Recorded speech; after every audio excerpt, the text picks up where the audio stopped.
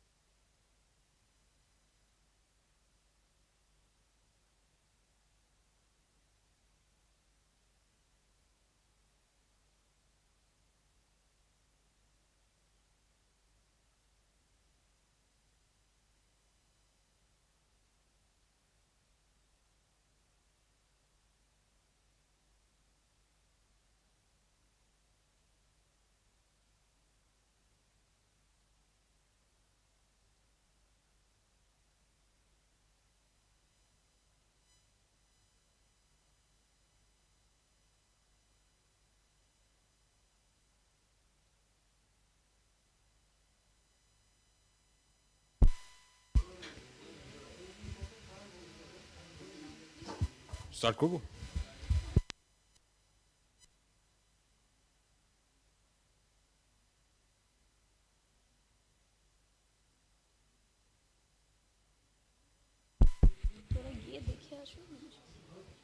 Student volunteers, make sure that the programs running in the different halls, please ask them if it is over, please ask them to come in the hall, seminar hall. Just check.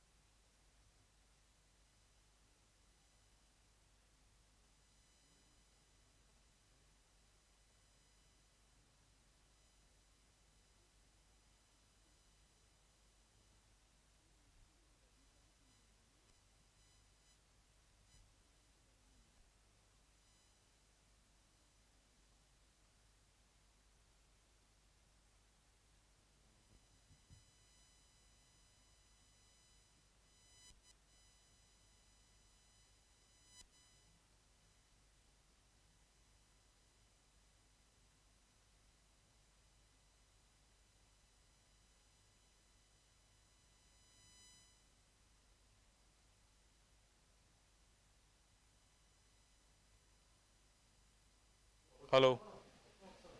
Hello. Hello. Hello. Hello. চলবে না, ঠিক আছে, of করতে।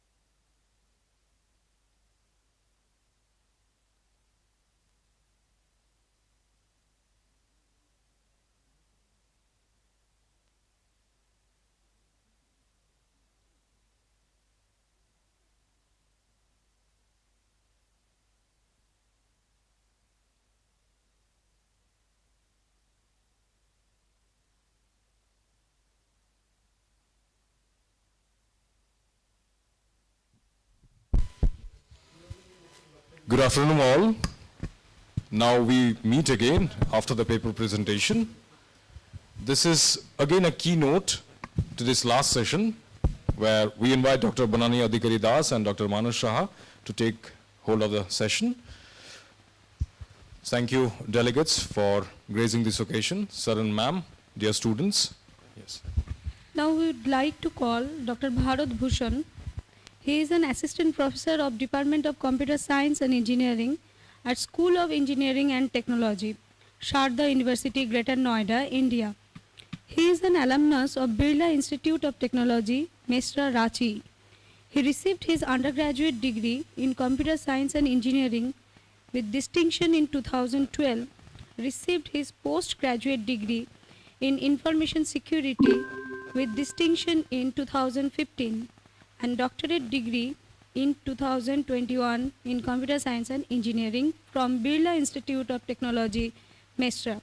He earned numerous international certifications such as CCNA, MCTS, MCITP, RHCE and CCNP. In the last 3 years, he has published more than 80 research papers in various renowned international conferences and SCI Index Journal. He has contributed with more than 20 book chapters in various books as edited over 10 books from the most renowned publishers like Elsevier, IGI Global and CRC Press. Earlier, he worked as an assistant professor at HMR Institute of Technology and Management, New Delhi. He is also a member of numerous renowned bodies including IEEE, IAENG, CSTA, SCIEI, IAE. He is having 6 years of experience in imparting quality education to students for various competitive exams and guided over 600 students to top MNCs. He was the founder and managing director of Gate Villa, Allahabad, UP, India. We would like to call Dr. Debashish Dey for felicitate Dr. Bharat Bhushan. Sir, please. Volunteers. Please sit back. No need. Big round of applause.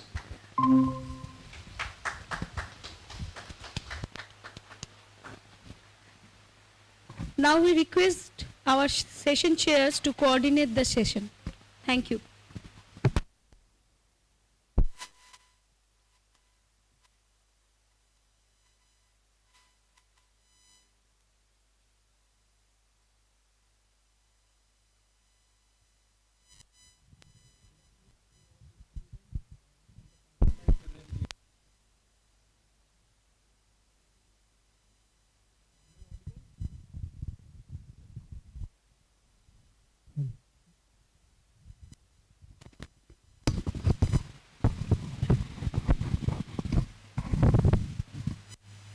So, I was worried after I had seen the schedule.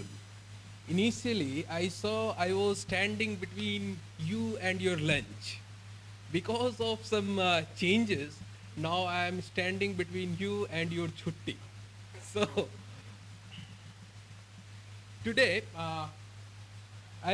this lecture is for all those who are trying to start or who are trying to explore blockchain technology. See, this is a word that we have heard, but we must understand, we must know the clear meaning of this blockchain technology. If you are from computer science background, you might have heard something about linked list. You might have heard linked list, where we have several nodes, and the nodes are connected to each other. And the connection between nodes are on the basis of memory addresses. In blockchain, you can directly link this blockchain with the linked list. Here also we have several nodes. The nodes are linked. Only difference between the linked list and blockchain is that we call nodes as blocks. We have blocks in blockchain. These blocks are linked to each other. As nodes are linked to each other on the basis of memory addresses, here, blockchain, the blocks are linked on the basis of something called address. We'll first understand what a block is, what a blockchain is, before. Okay. This is fine? Now it is fine? Okay, good. Okay, thank you. So, we can imagine a blockchain to be a series of blocks where all these blocks is connected to the previous one with some kind of link. We call this linking to be a hash linking. So first of all, let me define blockchain. Blockchain is a decentralized computation information sharing platform that enables multiple authoritative domain who don't trust each other to cooperate, coordinate, collaborate in a rational decision-making process. And in this definition, you can see there are 4 terms that I have highlighted. So there are 4 terms that I have highlighted. First one being decentralized, second is information sharing platform, then multiple authoritative domains, and then rational decision-making process. In order to understand blockchain, we must first of all understand all these 4 terms. Talking of decentralization, initially we used centralized systems. We had a central server that was actually coordinating with all the other systems. So central coordination system was giving orders to all the others that were connected to them. However, the problem in this centralized architecture is that as all the systems were relying on a central server, if that central server fails, what will happen? There will be nobody to give orders to all the other systems. Therefore, the entire system will crash. We can say this is a single point of failure. One system crashing, a central server crashing, entire thing goes down, entire server goes down. This was the problem of centralized architecture. Therefore, we moved to something called decentralized architecture, where instead of having one central coordinator nodes, one node that is controlling everybody, we have so many coordinator nodes. We have more than one coordinator nodes, and there are several nodes that join these coordinator nodes in order to receive orders. So individual nodes can connect to the coordinator nodes, and the problem of single point of failure is solved here because if some coordinator nodes fail, some other nodes may join, and the normal nodes can join some other coordinator nodes and they can receive orders. What blockchain does, it neither uses centralized architecture, it neither uses decentralized architecture, it uses something we call a distributed network. In the first figure you can see, we have a central server, we have a central node that gives orders to everyone. And if this central server fails, the entire system will crash. Second figure you can see a decentralized network where we have 5 to 6 coordinator nodes, and several simple nodes have joined these coordinator nodes in order to receive orders. And if suppose a coordinator node number 2 fails, the 6 nodes that are dependent on these coordinator nodes can join some other coordinator nodes. However, blockchain uses a distributed architecture where the nodes, we have several coordinator nodes, the nodes are joining with these coordinator nodes, and also advancement here is that all the nodes are connected to each other as well. So only difference between the decentralized architecture and the distributed being, all the nodes are connected to each other. It means that if everyone is connected, it means that everyone is able to make some kind of decision. Everyone will be able to contribute with some kind of decision. Before moving to the rational decision, we must know that blockchain is not a database, it is an information sharing platform. Initially, suppose 2 persons, if any 2 persons you are working on a common project, so what we were doing initially, we write the entire document in a Word file, we write in a MS Word file and we send it to somebody else. Suppose Bharat and Bharti are 2 different people working on a single project. Bharat will write something in his Word file, send it to Bharti, and Bharti will just have a look and she can give her input. But when Bharti is working on that project, will Bharat be able to work? No. Because he have written that Word file, he has given it to Bharti to work on that. While Bharti is working, Bharat will not be able to work. And when Bharat was editing or writing that document, Bharti will not be able to see that particular thing. It means that the problem here is that both Bharat and Bharti are not able to simultaneously edit the document. So we have an enhanced version. We have a shared Google Doc actually, where both people can work together. Both Bharat and Bharti can actually update data at the same time using this shared Google Doc. However, this shared Google Doc is again susceptible to single point of failure, because what will happen if this central document is lost? The definition of blockchain arises from this part, that if this central server, if this central document is lost, what is the solution to this? A probable solution to this will be a blockchain where everything is maintained on a central cloud, and whatever is being updated on a central cloud is also being listed or also being seen by both the parties. We have a central cloud. Both Bharat and Bharti can update their own document. Whatever they want to change, they can change in their own document, and that change will be reflected first in the central server. And whatever is reflected in the central server, the same will be reflected in the another party's account. So in this process, what happens? Blockchain will ensure that whatever is written by both the parties, it is being synchronized with each other, and both are able to see the most updated copy of the document. And this most updated copy of the document, you might have heard the word public ledger, isn't it? This most updated copy of the document, this central file that you see, this is what is called public ledger. And every user have their own file, isn't it? Every user have their own file, and whatever you have in the public ledger, it is seen by both the users. What every user have, we call them a local copy. We call them a local copy, and what the central server have, we call it a public ledger. Here, we say that multiple domains cooperate, coordinate in order to reach a rational decision making. What do you mean by multiple domains? Here, in this example, in this figure, you can see there are 6 nodes, and all the nodes are having their own local copy. Suppose node 1 wants to edit something, node 1 will do the change in their local copy too, and the same change must be updated and must be reflected in the local copy of all the 6 users. Now, the problem arises, node 2 can write anything, but blockchain ensures that even if you write anything, it will be updated in all the other users only after some kind of constraints. Only after some parameters are matched, you can say only after some constraint, this thing will be updated. It is not that if node 2 has updated, it will be automatically updated.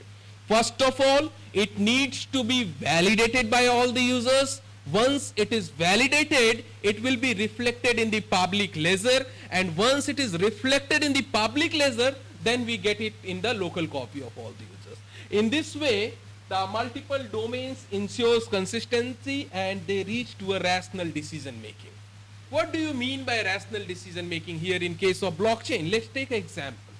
Suppose there are 4 friends, Bharat, Bharti, Eve and Vector. And we all know that allow Bharat to be a bit rich. Let Bharat have $100 in his account, and everyone knows that Bharat is having $100. And if suppose Bharat wants to send $50 to Bharti, so what will he do? He will send $50 to Bharti. Now, let's assume that Bharat has sent $50 to Bharti, and this thing will now, if this transaction, Bharat has initiated a transaction, I want to send $50 to Bharti, and if all the users in the network agree, ki, yes, Bharat is allowed to send $50 to Bharti, then only this thing will be updated in the public ledger. Let's assume that this is updated in the public ledger, and once it is updated in the public ledger, it is also reflected in the local copy of all the users. So, Bharat has transferred Bharti $50, this is reflected in the local copy of all the users. Moving ahead, Bharti wants to send $30 to Eve. Let's assume that Bharti, everyone knows that Bharti is having $50 in her account. She is allowed to send $30 to Eve. Okay? So this transaction is also granted, and if the transaction is granted, we know that it will be updated in the ledger and it will be updated in the local copy. Now, Bharat makes a new request. He makes a new request to send $80 to Vector. Now, what will happen in this case? Bharat will initiate a transaction. I want to send $80 to Vector, but all the other people in the network knows that initially he was having $100. He had already given $50 to Bharti. He is having only $50. How can he claim this transaction? In that case, what will happen?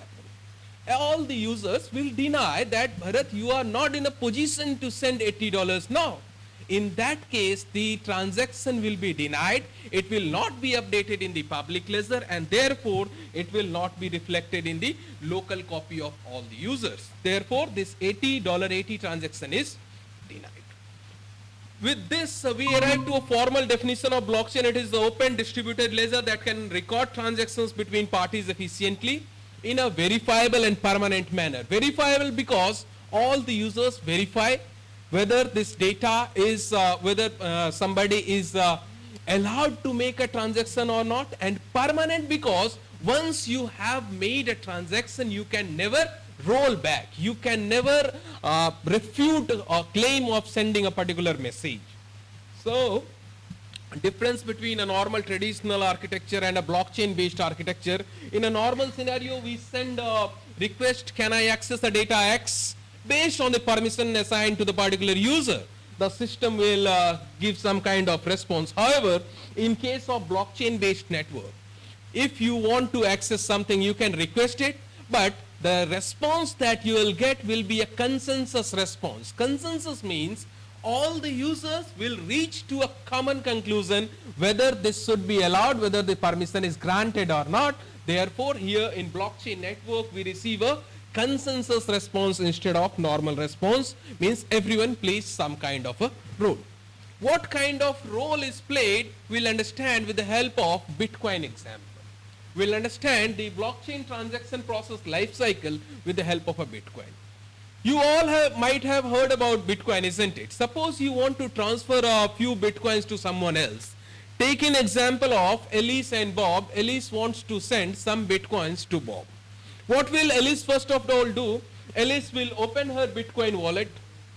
In order to send something to someone, you need to give an address and you need to give an amount that needs to be transferred. So, Elise will also provide the address of Bob and the amount to be transferred. Click on the send button. Clicking on the send button means you have initiated a transaction. The transaction is not yet granted. You have initiated a transaction. Elise has initiated a transaction, and once send button is given, the wallet will construct the transaction. It will digitally sign using private key and broadcast to the network. Based on the permission, the network nodes will validate the transaction based on the existing blockchain, and this will propagate the transaction to the miners. We have some special nodes, and if everything is okay, it means that transaction is valid. So this transaction will be given to someone called miners. We have some special nodes here in case of blockchain who actually associate the transactions, we bundle the transactions and form blocks. We know blockchain is several blocks. It is not several transactions. We bundle several transactions into blocks. So this transaction is given to the miners who will include the transaction to the next block to be mined. There is an existing chain. There are suppose 150 blocks. The 151 block is being mined, means 151th block is being constructed. That block will contain several transactions, and these transactions will be accommodated in these different blocks. So miners collect all the transactions. They will construct a new block and perform mining, means it will try to attach the particular new block to the existing blockchain. And once the mining is over, it means that new block is already associated with the existing blockchain. It means that the block is included in the existing blockchain, the updated ledger is propagated, the public ledger is updated, and it is propagated throughout the network so that all the users in the network will update its local copy. And when Bob will open his Bitcoin wallet and click refresh, the blockchain gets updated, the ledger is updated, the local copy also gets updated, and the amount is credited in the Bob's account. So this is a pictorial representation of what steps we have seen. Initially, a transaction is requested. The requested transaction is sent to all the nodes in the network. Here we can see 4 nodes, and all the 4 nodes will validate a given transaction. And after several transactions are verified, we bundle some transactions based on some parameters. We bundle some transactions and we say these bundle of transactions, these transactions is a block. And this new block is then added to the existing blockchain, and we say the transaction is completed. Talking of blockchain architecture, we say that we have several blocks, and importantly, the blocks are linked to the preceding blocks on the basis of a hash value. we said the nodes were linked with data structures. Here we have with memory addresses. Here blocks are linked with the help of hash value. We'll see what a hash is. So here you can see block n is linked with the hash of block n minus 1, and n minus 2, n plus 2 is linked with block of hash of n plus 2. It means that every block is linked with a hash of the preceding block. For example, here you can see, suppose the data in the first block, Genesis block is a parent block, first block. We have a data and we have a dummy hash. We say we have a previous hash. We have data Monday, we have a dummy hash and we calculate a hash. How we are calculating hash, I am not discussing at the moment. Just assume that some hash value is calculated. Now, in the block 2, block 2 will have its own data. It is having data as Tuesday, but it is using the hash of the previous block that was calculating using the dummy block. In block 3, we have its own data and it uses the hash of the block 2. Now, how can you sense that all the blocks are linked to each other? 3 is using a value that is calculated in 2, and this value in 2 is calculated using some dummy value in 1. It means that if you want to change, if you want to alter any data in a blockchain, you have to alter each and every block, and altering each and every block is merely an impossibility in case of blockchain. Therefore, we say that we have a fancy word for blockchain, tamper-proof. This is why the blockchain is tamper-proof. We cannot tamper it. Everything is linked to each other and you have to comprise all the blocks, which is totally impossible. Here, this is architecture of blockchain where we have hash value, we have something called nonce, timestamp, Merkle tree, root hash, and several transactions, transaction 1 to transaction n. Core component of blockchain, you can say it relies on something called asymmetric key cryptography. Transactions, we have consensus, several consensus mechanisms like proof of work, proof of stake, proof of authority, PVFT, practical Byzantine fault tolerance. So there are several mechanisms using which, several protocols using which these nodes will reach to a conclusion. These nodes will reach to a consensus. So we have several consensus protocols. Talking of role of cryptography, you might have heard cryptography, everyone knowing cryptography, we convert a text into readable format, unreadable format, and so on and so forth. So cryptography plays a very major role in blockchain technology. We have three things. Initially, we need to initiate and broadcast a transaction. Then, after a transaction is broadcasted, the transaction needs to be validated by all the users in the network. So second phase is validation of transactions. Once a transaction is validated, means these transactions will be bundled in the form of a block, and the block needs to be changed. So three parts we have: initiation and broadcasting of transaction, validation of transaction, and chaining of blocks. Cryptography plays a major role in the first and the third portion, where digital signatures and public and private keys help in initiation and broadcasting of transactions, and hash function helps you to chain the blocks, whereas validation of transaction is based on the several consensus mechanisms, as I said. Talking of hash function, what actually is a hash function? See, I'll present hash function in two ways. First of all, one definition says if you have any input, you will be able to calculate, you will be able to convert that input within a fixed size. So, for example, you can take example of modulus operator. If you have a value 1024 mod 5, the answer is 4. Means, and if you have 14 mod 5, again the answer is 4. It means whatever value you give, if you apply modulo 5 operation, you are getting something between 0 and 5 if you are using modulo 5.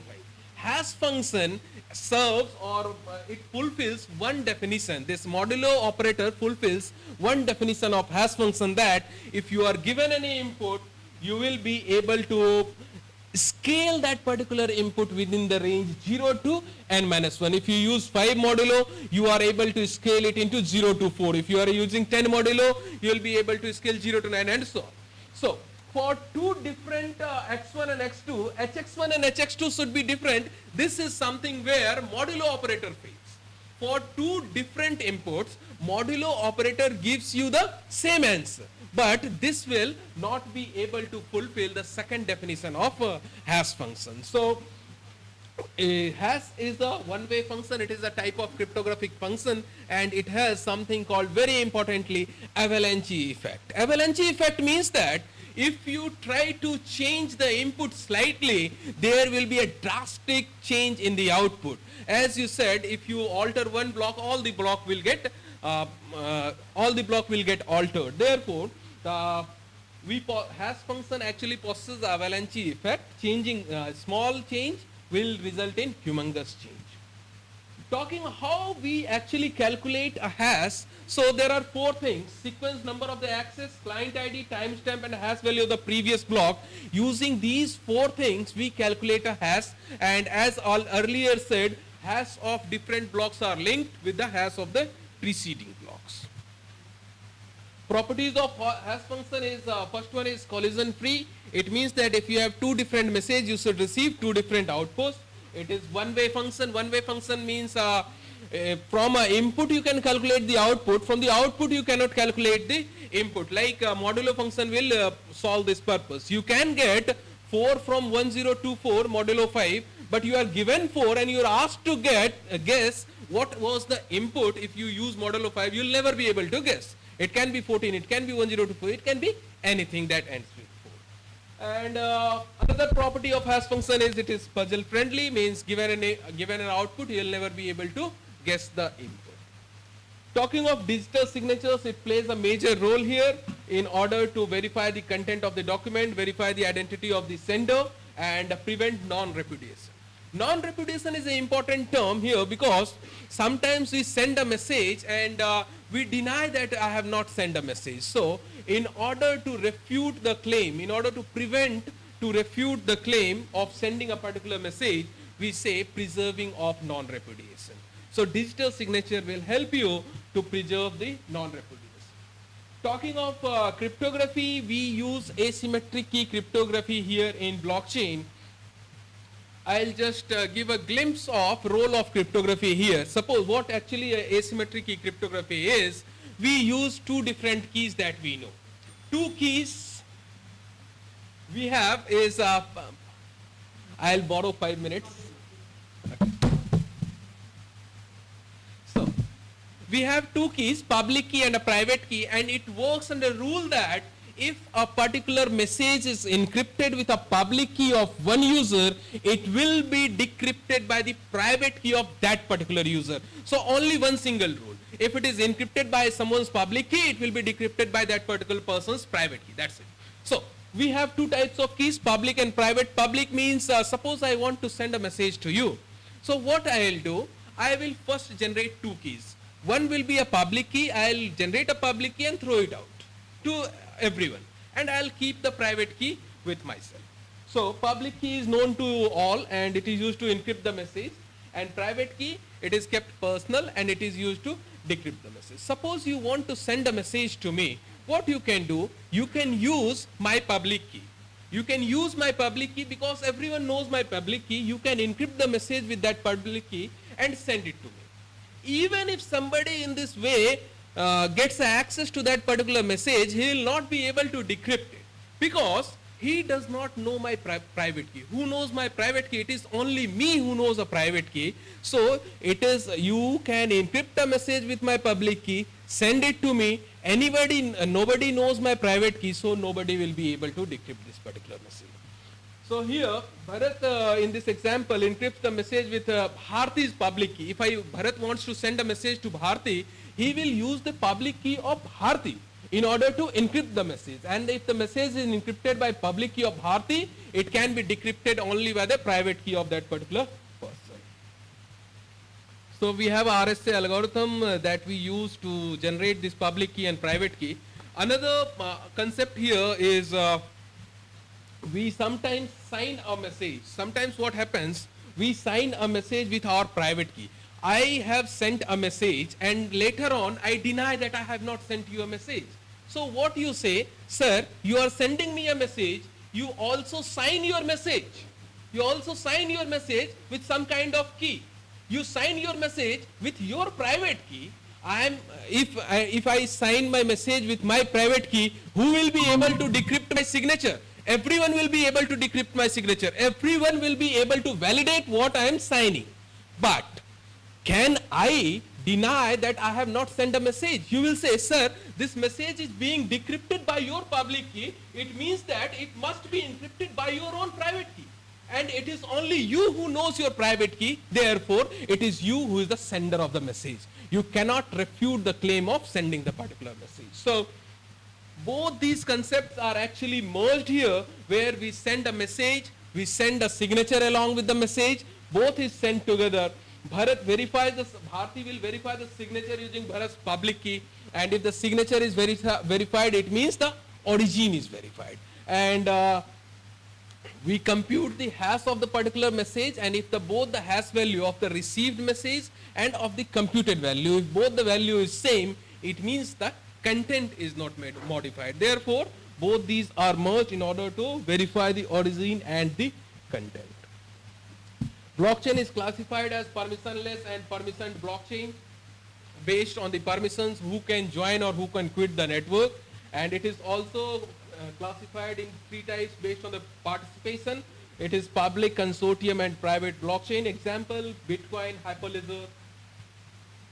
We have 3 generations of blockchain technology. First generation was proposed by Satoshi Nakamoto, that was limited to money transactions. Then we moved on to assets and shares in the second generation, and finally smart contract was launched, the third generation of blockchain technology. Growth of blockchain technology is undoubtable. Every banks nowadays are experimenting with blockchain technology. ICO investments have increased. Even for the students, it is like the number of job postings on LinkedIn has tripled over the past few years. And banks are very much interested in this adoption of blockchain technology nowadays. And reported potential annual saving for bank utilizing blockchain technology is 8 to 12 billion USDs at this point of time, and which is expected to be tripled, or it will increase abruptly with time because of widespread adoption of blockchain technology. I can conclude that security is of utmost importance in nowadays, and especially in IoT systems, smart city systems, and blockchain is something that can help you secure your systems and solve the major problem of these IoT and smart city systems. These are some of the works that you can read. First one is for blockchain for smart cities, second is blockchain for IoT, and only if you want to understand what actually a blockchain does, you can read the third work, that is Untangling of Blockchain Technology. My research interests include wireless sensor network, security in communication, IoT, blockchain technology and cryptocurrencies. Thank you. Okay. Thank you very much, sir, for your wonderful and motivational talk. We are really overwhelmed with this talk. Very nicely explained, sir. Sir, I would like to take a few questions from the audience. Any question, please? Sir, I have a question. The question is, how does hash function cause the avalanche effect? You stated this statement, but could you please explain in nutshell so that we have a... Hash function, actually it is for linking the things, and if you link first and nth block, it means all the blocks are actually linked with the help of the hash function. Hash is not causing avalanche effect. You can say it is linked, but it is not actually the cause of avalanche effect. Avalanche effect means you are changing the nth block, first block will also get changed, because all these are linked with the hash of the different block, preceding blocks. So you can say hash, because it is linked with the help of a hash, you can say that hash is causing avalanche effect, but directly we cannot say like that. Sir, second question, what we understand from your talk, that it is highly secured. So, can blockchain be implemented for our banking solutions? Of course, blockchain is being implemented, and banking is In European countries, I have heard, sir. Yes, banking is the most important sector where this blockchain is being actually implemented. In our country also, things have started, and because still there are so yes. many corruptions in banking sector, we often read in the newspaper. Yes, yes. Then could we not implement blockchain because it is highly secured? See, it is secure, and people are working on this, and most of the banks, by next 2 to 3 years, all the banks will be using this blockchain, especially because of this non-repudiation part where, nowadays we are dealing with like send some amount and you will receive this particular gift on so many messages on emails and on mobile we are receiving. So these things needs to be stopped, and hopefully we can say that this will stop these Okay, things. sir. Sir, last question. Please. We have seen that it is in blockchain, we basically find consensus response. Yes. Out of 4 nodes, suppose if 3 nodes give consent yes, and 1 node gives consent no, No. what will be the output in that case? So in that case, as said, there are so many consensus protocol and consensus algorithms. Like I stated some of them, like proof of authority, POW, proof of work, PBFT, practical Byzantine fault tolerance. So based on it is dependent on this consensus algorithm Okay. what they decide. For example, one consensus we have a 50% rule. Keep more than 50%. That is one rule. Like that, we have so many consensus. So that many that can be rules. customized. Yes. 50% rule we have that is basically used. Keep more than 50% people. Now it totally depends on the criticality of your application. Okay. Like for example, we are talking of banking sector. It is more critical. Talking of some Education sector. for example, supply chain, tracing the chocolate of somebody being delivered at some destination. So in that case, Okay, sir. Any question from the students, teachers? Make some questions, sir, from the online participants. Okay. Please continue, madam. Please. Sir, actually, I have just started my research work on blockchain. yes. Studying I'm at the beginners level actually. So my question is, what should be the platform that we should use to implement blockchain in an application?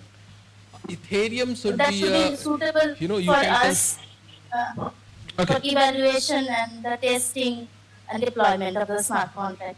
Okay, you can consider the Ethereum part, okay, first of all, and Ethereum and Python you can use both for the implementation.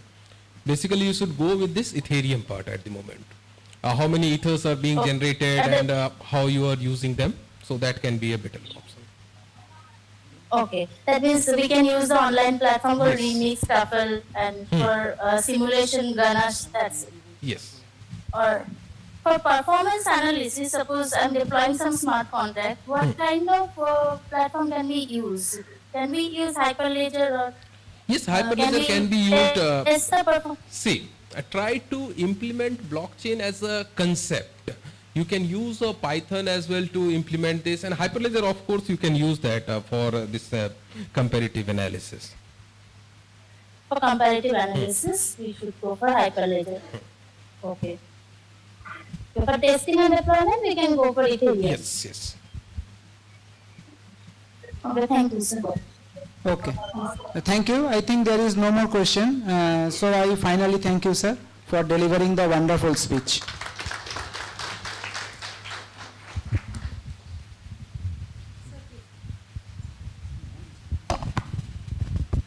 Thank you, sir.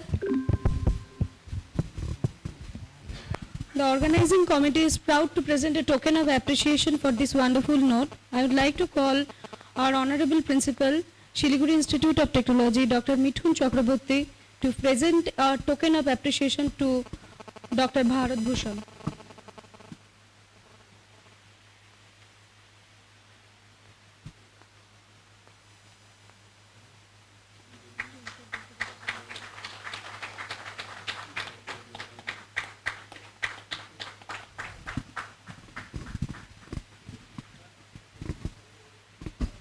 Thank you. Thank you for cooperating and being with us. We have arranged a small tea break at badminton court. All are requested to enjoy your tea, followed by a cultural program and a high tea session. Thank you, everyone. Thank you very much, sir and ma'am. Please proceed to the small cultural program and high tea also over there. We have a tea break also. Thank you very much. Please Dear walk. students also. Student And- volunteers? Yes, sir. Yes. Student volunteers, Please take out the please, pen right from here. Student volunteers, please guide you are the requested dignitaries. to guide all the dignitaries to their... Please. take the guest and the dignitaries to there at the badminton court. Badminton court. Badminton court.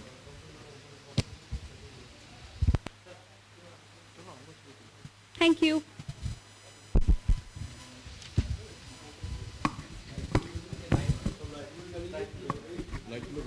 Thank you, ma'am, and Dr. Manush Shahar and Dr. Bonani Odhikari Das. Thank you, sir, for the cooperation you have given us.